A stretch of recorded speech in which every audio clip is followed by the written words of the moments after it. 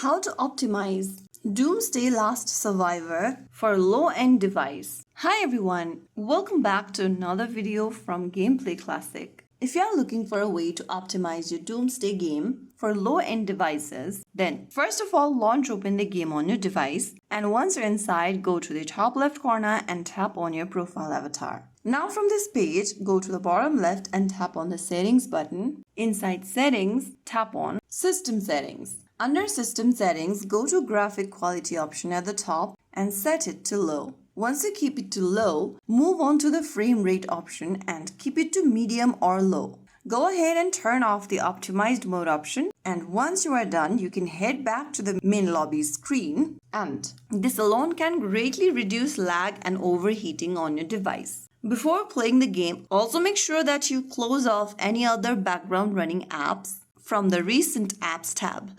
After you clear out the background running app, this will free up RAM for smoother gameplay. Always make sure that you are using the updated version of the game. Go ahead and check your Google Play Store or your App Store and download the latest version of Doomsday Last Survivors game. And once you make sure of these, you'll be able to optimize your game setting for low-end devices.